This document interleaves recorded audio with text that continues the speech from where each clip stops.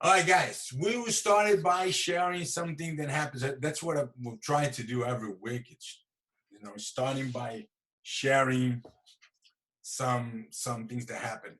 We have one of our agents, and I'm going to explain in detail so you guys don't get lost.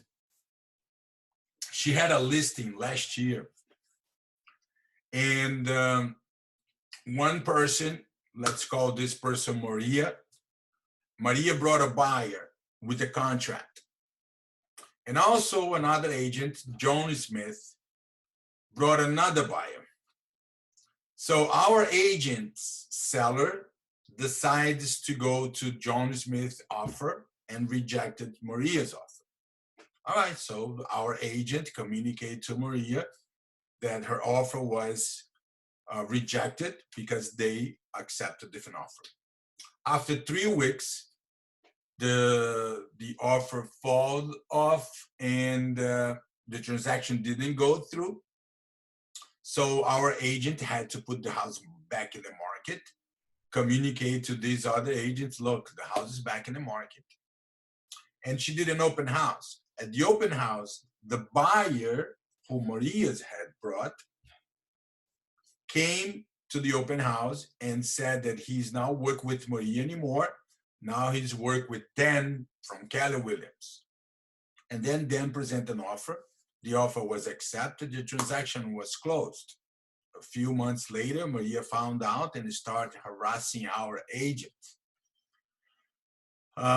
If our agent had represented the buyer, not a different agent from a different company, that would be a problem. But in that case, our agent had nothing to do with that. Our agent was representing the seller. The buyer decides that Maria was not good for him anymore, and he decided to work with a different agent. So yesterday, I received this package here. I don't know if you guys can see because, okay, let's see, one, and you see how thick this is. From Miami Association of Realtors, Division of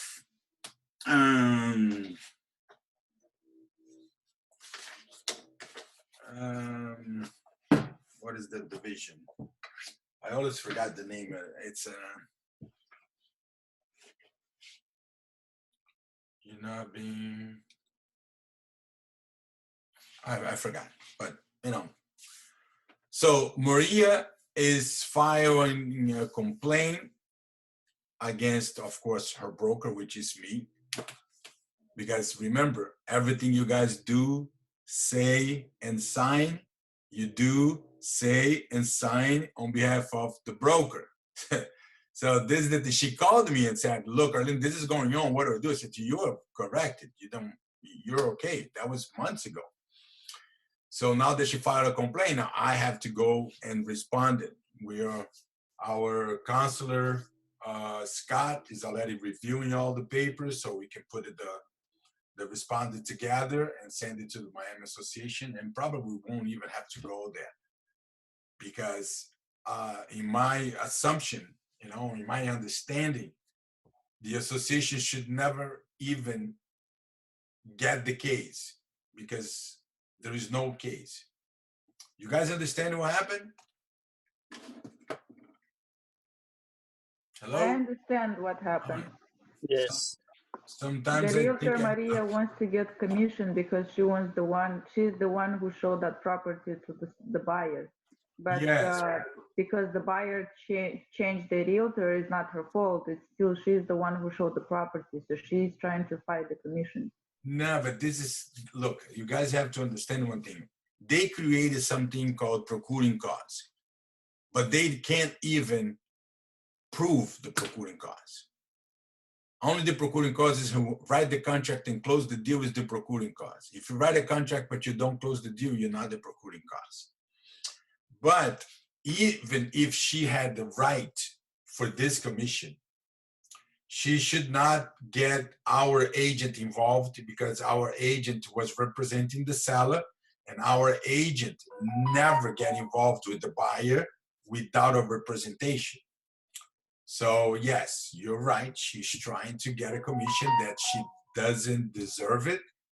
And she could do this involving only the other agent who really is representing the buyer. And one of the reasons why it's very hard to prove the precluding cause is because it's a free market.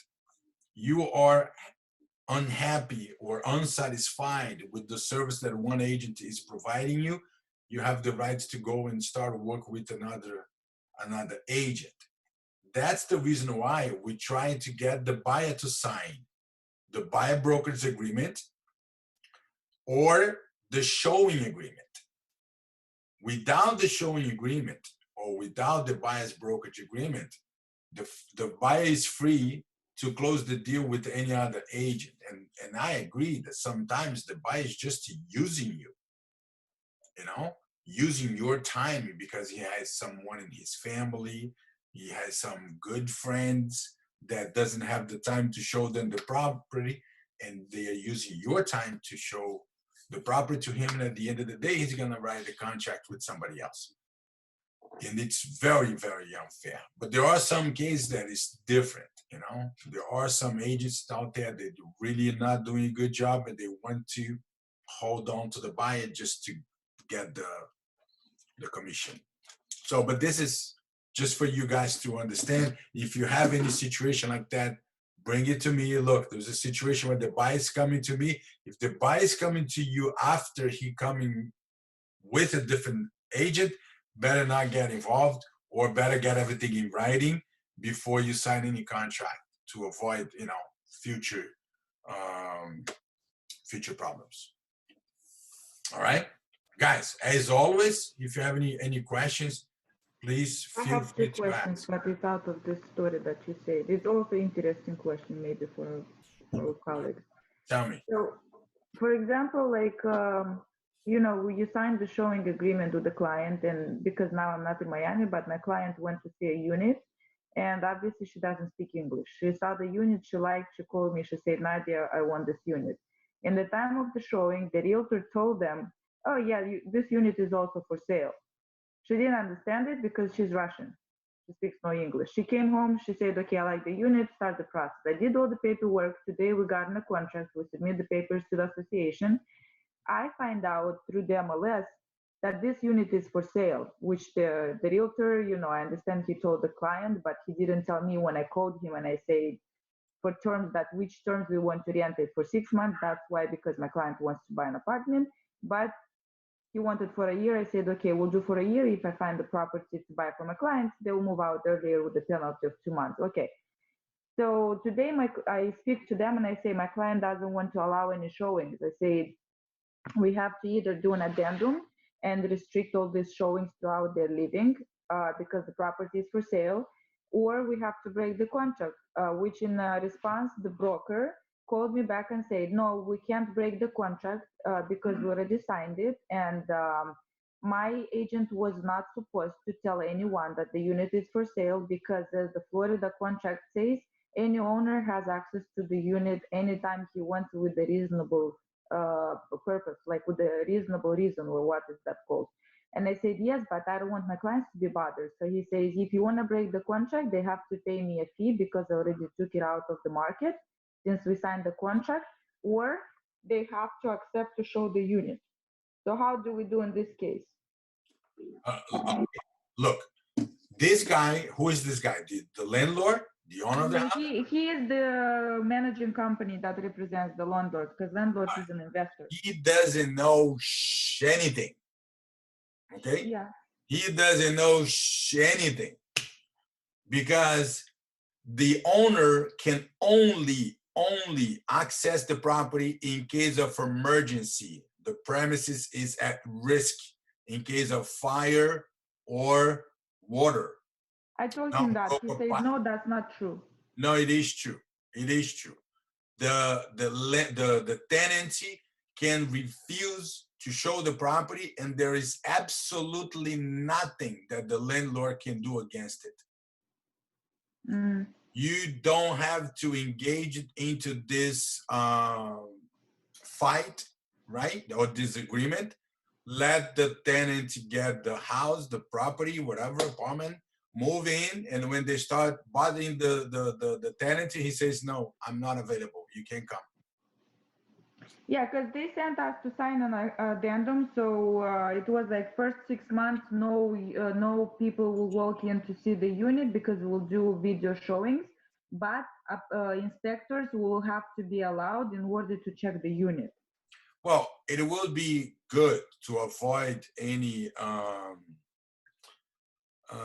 how do you say, it's not an inconvenience, it's to avoid a fight. If the tenant allowed at least once a week or once a month to show, or allow the inspector and the appraiser to come into the house to do the inspection and to do the appraisal. So, but she doesn't have to agree to show the property every day. She can say, look, Saturday, you can come from this time to this time, nothing else. And I will show the property for appraiser or inspector. They will come, then you tell me if I'm available, they can come and do the inspection and they can do the appraisal. But if, for example, they tell a 24 hours notice, but the tenant says no, they can't just go and against No, the they tenant. cannot. They cannot, and the tenant can sue them for this.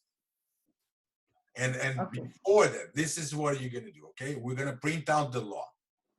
Okay, exactly what the law says. You're gonna get this piece of paper and send it to the manager for the property manager, the guy that spoke with you, and highlights where it says that they cannot access the property without tenant's consent, unless the premises are at risky for fire or water. You highlight and send it to them, and they say, if you try to access the property and the property and it's not an emergency, we're gonna go back to you. We're gonna get you. Okay. Because we signed an addendum, like with 6 months not to touch them, then 6 to 9, the month 6 through 9 they will be allowed one time a week with the tenant's permission, and then the 9 to 12 months he said there should be allowed showings more than once per week. So I told my client, I said, move in, and if they will request, you say, I'm sick, I'm afraid with virus, I cannot let you in, I have a kid, blah blah blah, you have the right to refuse it. Yes, you sign it, but you're not comfortable. That's it. They can't force her to show the property. And I signed also the addendum that even if the property gets sold, they have to sold it with the active tenant inside and move in only when the lease is expired, like not to move them out. Because my other people I know, they signed a jade contract for 2 years, and now the unit got sold and they're getting kicked out with a month. With Impossible. Impossible. And this is something that you can tell your tenant. A lease survives a sale. I've been telling this here many times. A lease survives a sale.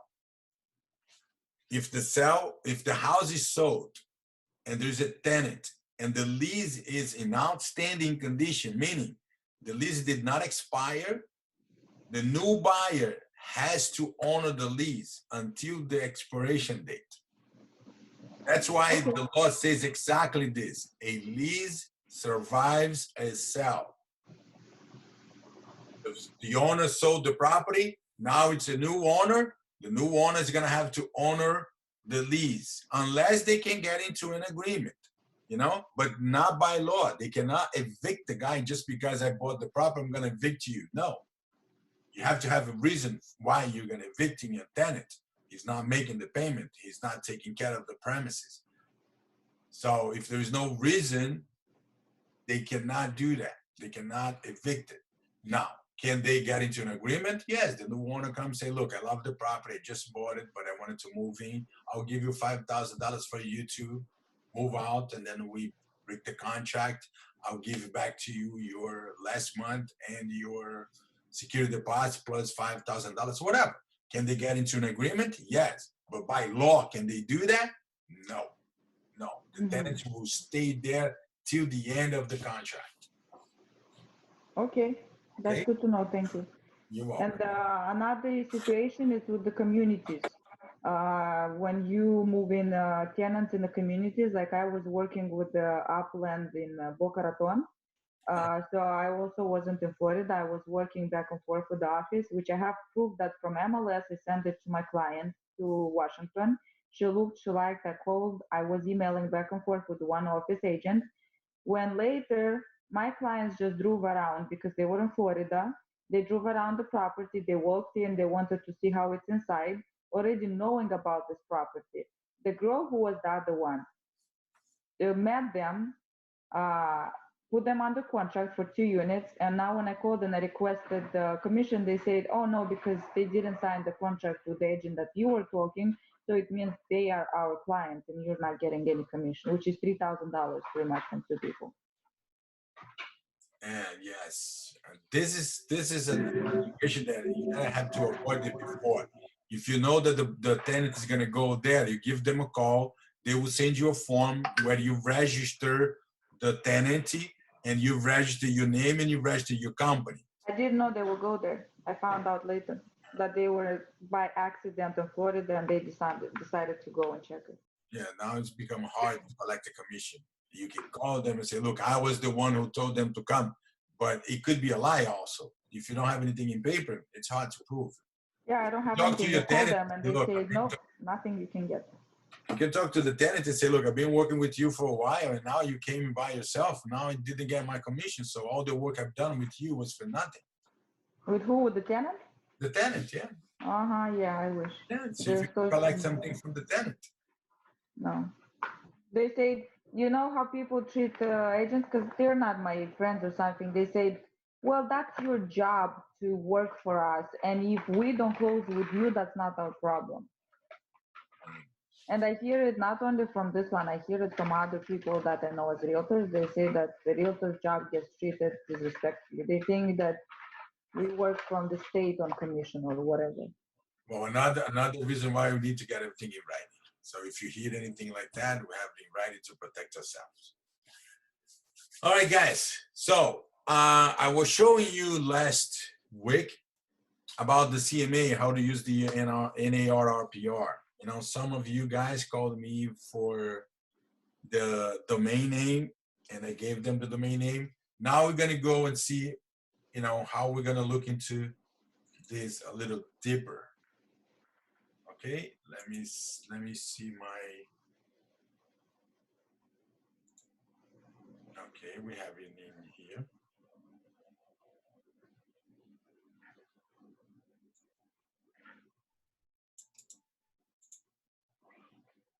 Let me share my screen with you guys.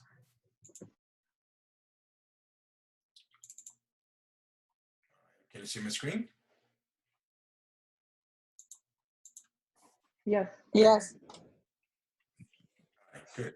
So, like we were looking at the other week, so this is how RPR looks like. Okay, so you come here and then you put the address of the property that you want to do a CMA. Again, you guys know a CMA can be done, but for the seller or for the buyer, for both of them. In general, we do more for the seller just to help them to come up with the market value. So once you put the address here, then you search, it's going to show you the property. Okay. If the property is listed, there's a lot of noise coming. I'm going to mute you all. All right, good. All right. You still can hear me, right? Yes. Good, good. Thank you. Now, so this property here is listed for sale for 314. It gives me an average of 315. And I can go ahead and choose the properties that I will use as a comparables.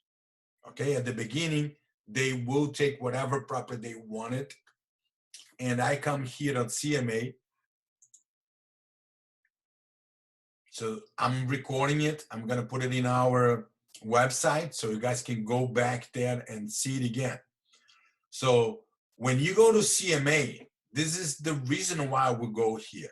We go to make adjustments, okay? And we always make adjustments on those comps, never on the subject. But right here, the first step is to confirm the facts, because sometimes the property on the public record shows 2 bedrooms, but in real life, it shows 3 bedrooms. It might be because they did take a permit, but the permit was not updated, or they didn't, or something. We'll try to make some adjustments here.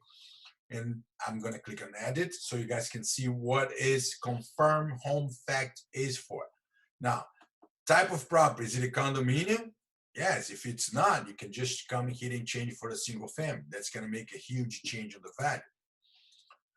Bedrooms, is it a 2-bedroom, 2-bathroom? If it's not, you can come here and make your changes, okay?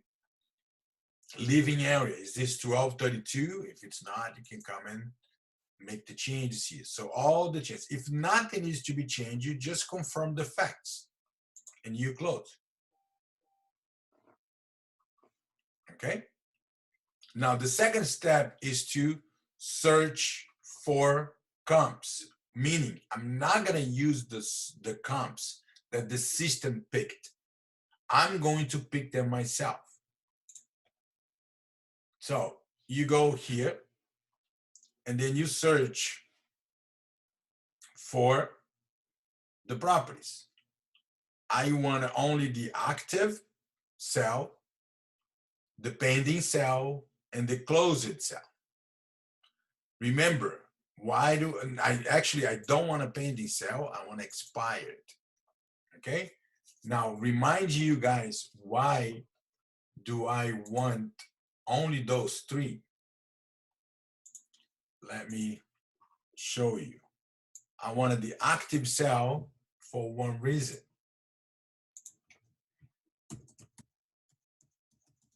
Competition. Okay?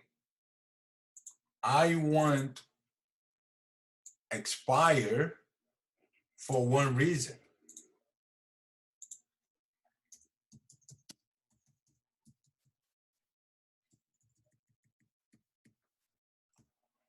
Overpriced. And I want closed sale for one reason.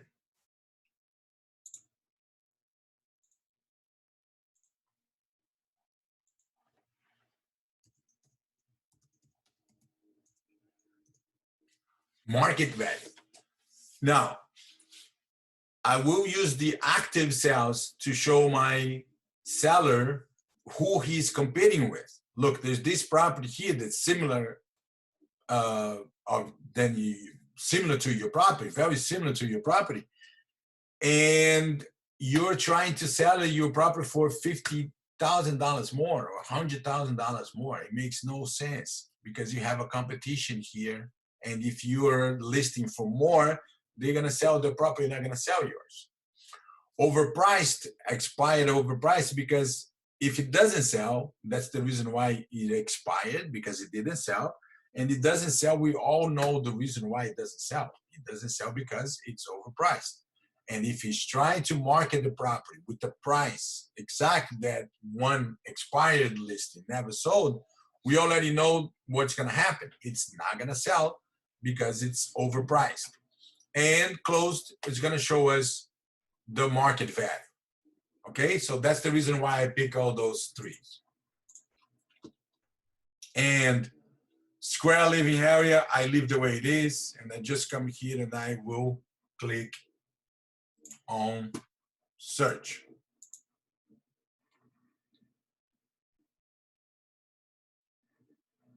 Now, I'm gonna go over it. That's why I told you, the easiest way to do it is just put the address and accept what they tell you. But if you wanna do a CMA closer to the market value, getting, you know, a better understanding, especially when you sit down with the seller to explain them what is the reason why you have that value. Why is that value there? You have to do some work, you know, you have to do some work, and it's worth doing it because it's going to show your professionalism. So this is what I did. Everyone that you wanted, you just add it to your comp list. When you come here at the beginning, there's none, there's nothing. And then you just add it to your comp list. If I wanted this one here, I'm just click here and add, it will be added to my comp list. And it will change the results. And I will have more information to show it to them. So I have a few closed sales. And I also have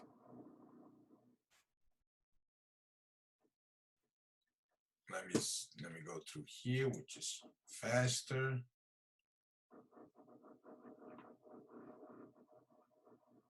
And I have some active. You see, I have to go through this. I have active and active. I also add those to my comp list. Now, I will update the valuation and close this window.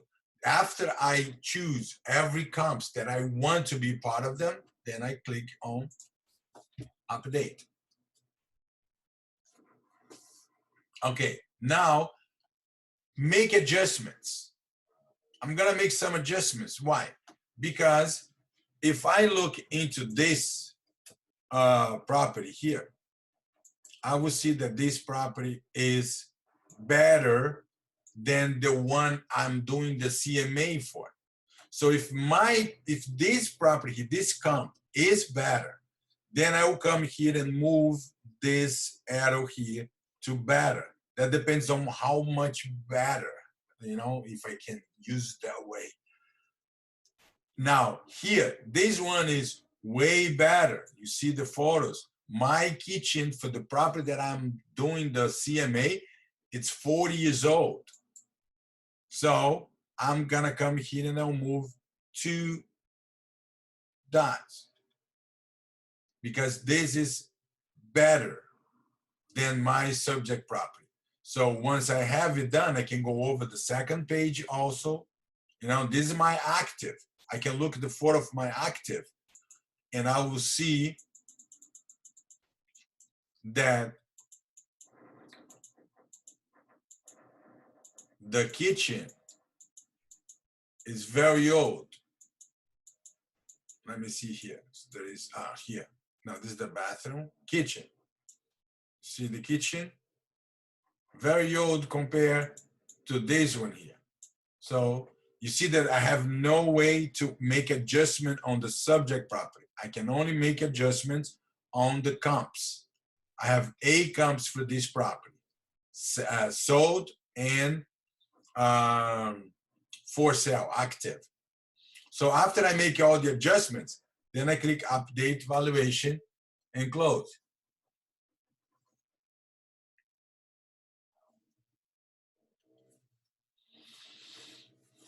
Okay, now that I have it done, I did what I had to do. Number 1 thing was confirm the facts for the subject property. Number 2, choose the comps. Number 3, make adjustments on the comps to make the comps closer in terms of value or how do you say, condition of the property, closer. After I do all this, then I will create the report. That's the one that I'm gonna print or email to my seller. Okay, create a report, and this is the one that I'm going to use. I'm gonna use seller's report. We're gonna click in here, and I want you guys, actually, I'm going to take a picture of this. It's gonna be hard for me to take a picture of this, but I will do. Okay, you guys can do that too, because if you don't uncheck all those options here, your report will have 81 pages. It's too many pages for you to print and they will not gonna go over 81 pages because it's too much. With this here, we have only 30 pages. Okay, so if you take a picture or a screenshot of this side here, my left side, you will know what you want to uncheck, not to uncheck something important. Okay, all those things are too much information. That's the reason why I uncheck them.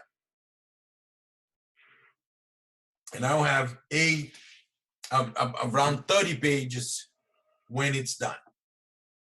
Okay, and then we're gonna look into how we're gonna put this thing together. Also, while we're waiting for this, you can use the RPR to create flyers. Look at this, property flyer, view sample. Look, it will do a flyer for you that you can print the flyer or send by email. You know, this is a way for you to advertise it. And let me tell you one thing, and I wanted to remind you guys all the time. Some of you will tell me, Arlindo, I don't have any listings. How can I advertise it? I already told you guys that all the listings under One Way Realty Group, you guys can advertise it. Because this is a way to help each other. You that don't have any listing and you don't have anything to advertise it, you will have something to advertise it. And the agent who has the listing will have you helping them to market their property to sell, right? Even if the listing agent will have to share the commission with the buyer's agent, but this is already set. We all know when we got 6% commission from the seller, chances are that we're going to share our 6% commission with an agent who brings the buyer. Okay, so that will happen anyway. And you guys can use this tool to advertise all the listings that we have and start sending by email or post it on Facebook, Instagram, without even leaving your home, your office. You just come here and create it, you know? Let's see, we have it here, and then we're gonna do one property flyer.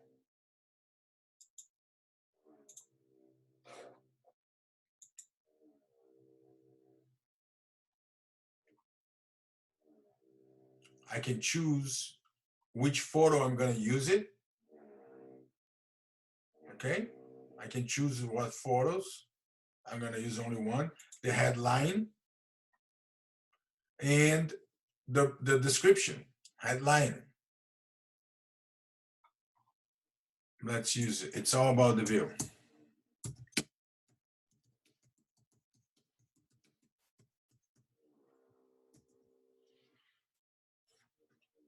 We're gonna wait for this one to be done.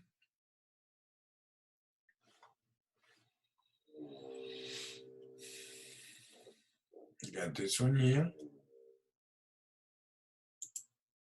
Download the report. Which one do we have here?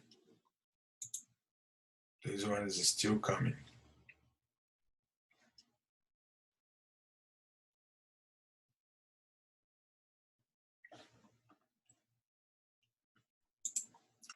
This is 151.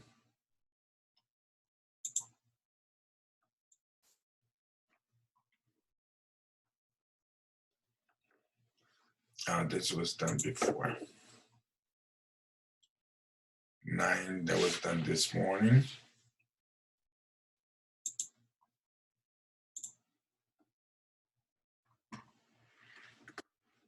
Okay.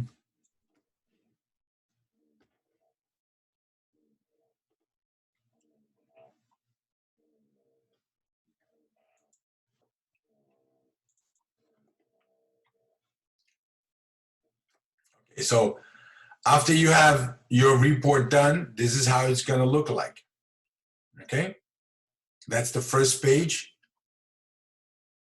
And then it tells if it's listed, it's going to show listed price. But if it's not, this information here, it's not going to show.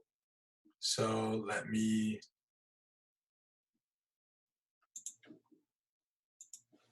block this. This information not going to show.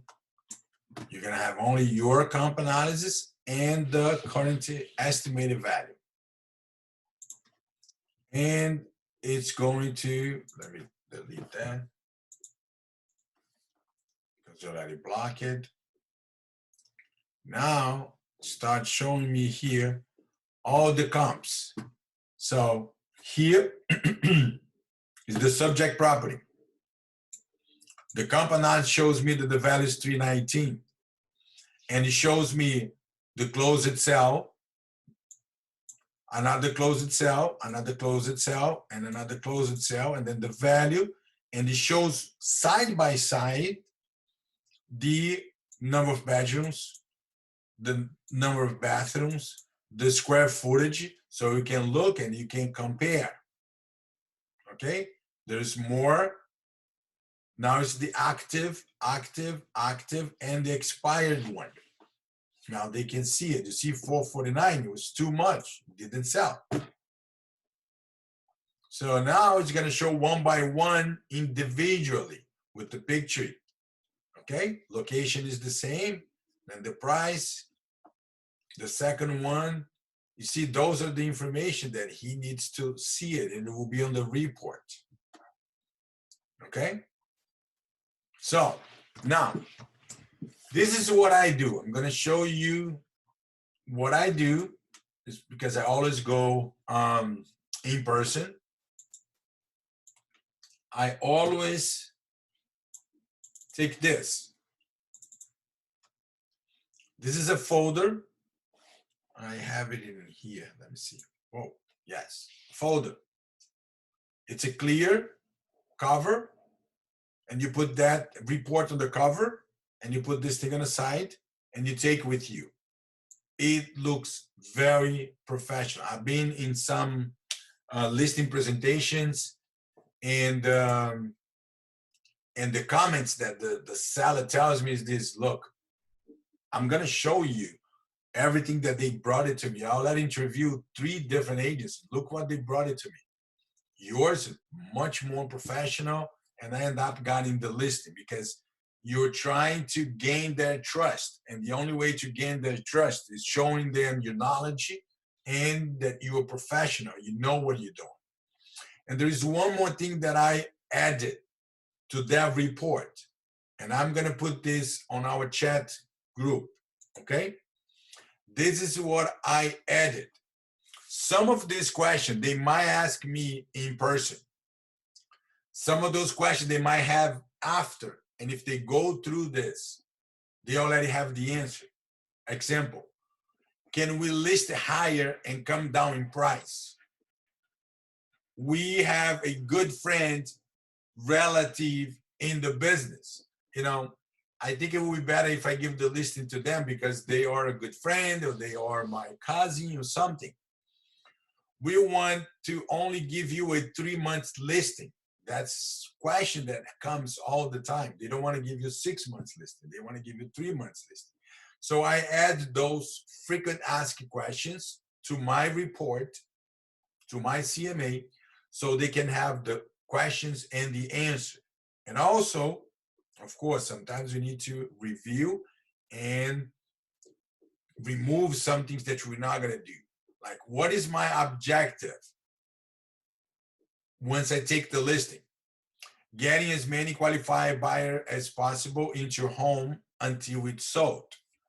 You receive regular follow-up calls on the results of our activities. In general, I always do that on Friday.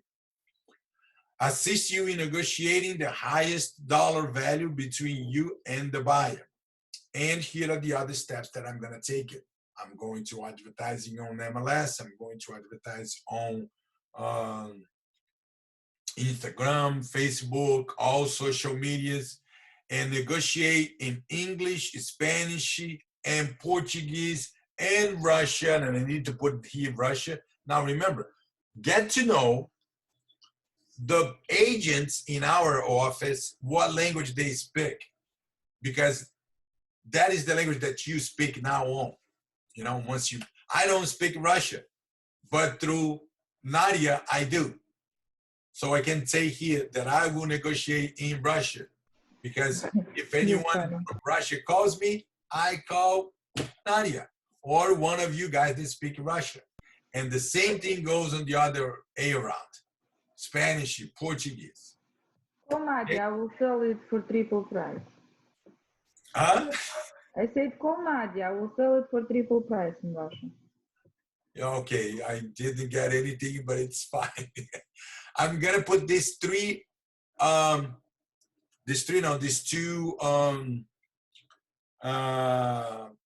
file on your folder, on our folder, so you guys can download to your computer. It's in a Word document, so you can edit, you can remove it, some things that it's not interest to you, or add something else and put it together with your CMA. And that's going to be your listing presentation package. And that's something that everybody's looking to get one. And today we're learning how to prepare a listing presentation package. And it's good to have your resume included on it. How many years you have, how many houses you sold. And if you have your presence online, which is the subject we're going to be talking about next week, it's your presence online. You should go to Zillow.com, Realtors.com, Homes.com, and download the reviews from your clients. You know, if you have any reviews that you download and create your resume printed from Zillow website, so they know it's not fake. Printed from Homes.com, printed from Realtors.com, so they know it's not fake. All the reviews you have there, and then you put that together with your listing presentation. So now they know the value of the property. They know what you're going to do. They know the frequent asked questions, and they also have your resume. They know who you are and the properties that you've been sold, and the reviews from your previous clients. Okay, guys, you have any questions?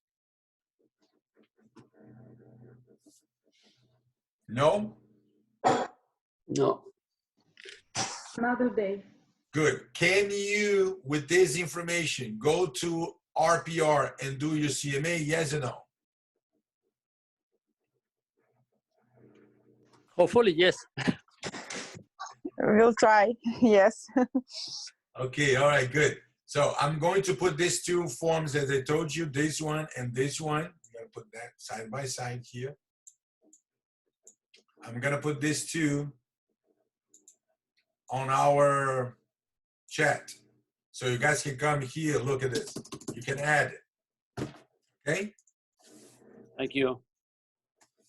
And you can come here and put your name, you know, change it to your name, change it to your phone number. Same thing on this one here. Change it to your name, change it to your phone number, and then add it to your listing presentation package. I'm gonna create a folder and I'm gonna share it with all you guys, the listing presentation package, so you can go there and download it for you. Okay? Good, guys. Next week, we're gonna be talking about your presence online, which is very important. You guys know that before anyone does business with you, they check you online. They put your name there, and then they find out who you are. If you don't have your presence online, which is free to do it, you're losing market to your competition. So we're gonna learn how to do that next week. Okay, guys, once you don't have any more questions, I'm gonna end the meeting. Thank you for coming to the meeting. Thank you, Lindo. Thank you. I hope you enjoyed the subject. I will be posting in our website. And if you guys have any question, give me a call anytime. Thank you. Thank you. Indra, I have a quick question. Yes, tell me. I still did not receive my virtual business card. I submitted the form and I still didn't get it. Me too. All right, then do me a favor. You guys that didn't receive your virtual business card, send a text on the WhatsApp. I will call them right now as soon as I finish the meeting. I'll call them and then ask why they don't have, why you guys don't have it there, yours. Sounds good. Thank you. You're welcome. Thank you. Enjoy your Next afternoon. week. Bye. Bye. Bye.